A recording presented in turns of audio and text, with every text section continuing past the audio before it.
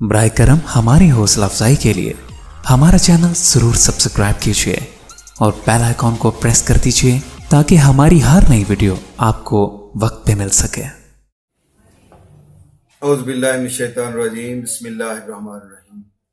अस्सलामु अलैकुम ख़वातीन व हज़रात, मैं हूं आपका होम्योपैथिक डॉक्टर रिजवान साकिब और शमा होम्यो क्लिनिक पाकिस्तान से आपसे मुखातब हूं। आज हम एक्सटर्नल बवासीर की दूसरी स्टेज के हवाले से बात करेंगे। पहली वीडियो में आपको मैं पहली स्टेज के बारे में बता चुका हूं। एक्सटर्नल बवासीर की जो यानी बैरूनी बवासीर की जो पहली स्टेज है उसमें मैंने बताया कि जिसको हम मोकों वाली बवासीर कहते हैं, आम तौर पर जो उर्फ आम में जिसका नाम मशहूर है कि ये मोकों वाली बवासीर है, उसके बारे में मैंने आपको बताया है। और दूसरी बवासीर जिसके बारे में मैं आज आपसे बात करूंगा उसको आम तौर पर बादी बवासीर कहा जाता है। ये बवासीर जो है इसमें एनस का जो मकद है उसका जो सुराख है उसकी ये दोनों साइडें जो है वो इंतहाई स्वेलिंग का हो जाती है, उनके अंदर इंतहाई सूज जाती है, फूल जाती है और ऐसे लगता है कि जैसे ने इनको उल्ट दिया है किसी ने।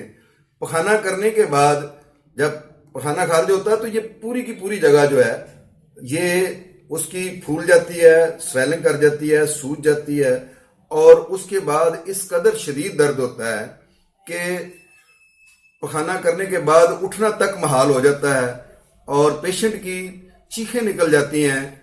इस कदर शदीद दर्द होता है और वो चीज बाहर को फूली हुई ऐसे लगता है जैसे वो चीज बाहर को उल्टी हुई है।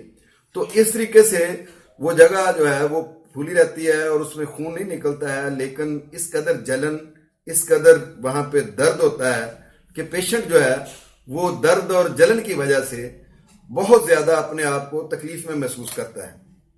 ऐसी सूरत में आमतौर पर यह सूरत ज्यादा मिर्च मसाले खाने वाले लोग, मुरगन ग़िज़ाएं ज्यादा जो खाते हैं वो लोग और जो ज्यादा देर तक बैठे रहते हैं उन लोगों में ये सूरत हाल पैदा होती है।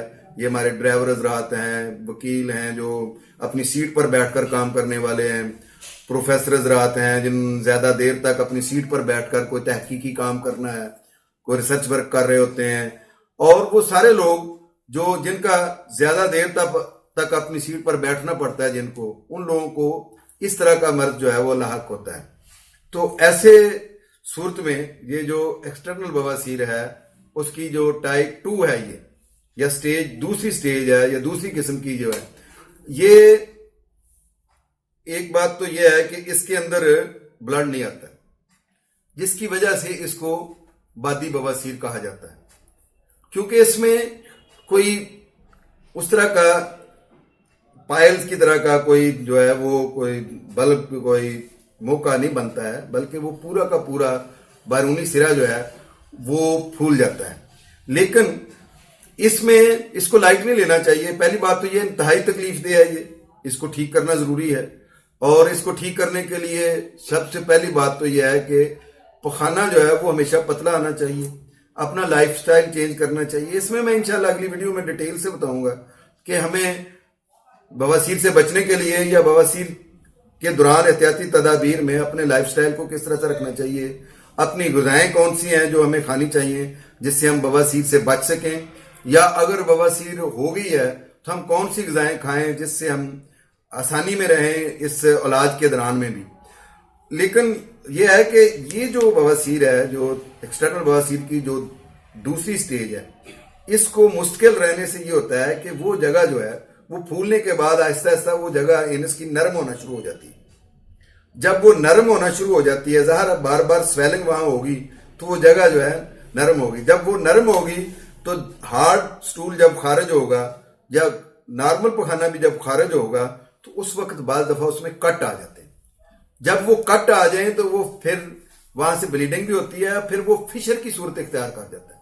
जब ये फिशर बन जाए तो फिर ज़ाहिर है वो जगह जो है वहां से चूंकि पखाना खारिज हो रहा है तो वो फिशर के अंदर वो पखाने के ज़रात चले जाते हैं, जिसकी वजह से ये इन्फेक्शन हो जाती है वहां पे और फिर इसका इलाज बहुत ही जो है वो ज्यादा डीप जाकर करना पड़ता है। वो उसका इलाज ज्यादा थोड़ा लेंथी भी होता है, थोड़ा मुश्किल भी होता है। तो इसलिए जो ही आपको एनस वाली जगह पर कहीं खारिश महसूस हो वहाँ पे गर्मी का एहसास हो, महसूस हो, यहाँ पे दर्द का एहसास हो, या वहाँ पे आपको कोई हल्की फुल्की स्वेलिंग महसूस हो, तो उस स्टेज में ही जाकर अगर आप अपने होम्योपैथिक मुआलिज से मशवरा कर लें तो वो ज़्यादा बेटर है। लेकिन अगर खुदा न खास्ता इस स्टेज से आप गुजर गए और उसके बाद ये है कि अब आपके वो पूरी स्टेज 2 डेवलप हो चुकी है, तो उसके बाद भी आप होम्योपैथिक मुआलिज से रब्ता करें। अल्लाह के फजल से होम्योपैथी में इसकी बेहतरीन अद्वियात मौजूद हैं। बहुत शुक्रिया, अपनी सेहत का ख्याल रखिएगा। अल्लाह हाफिज, अस्सलाम वालेकुम।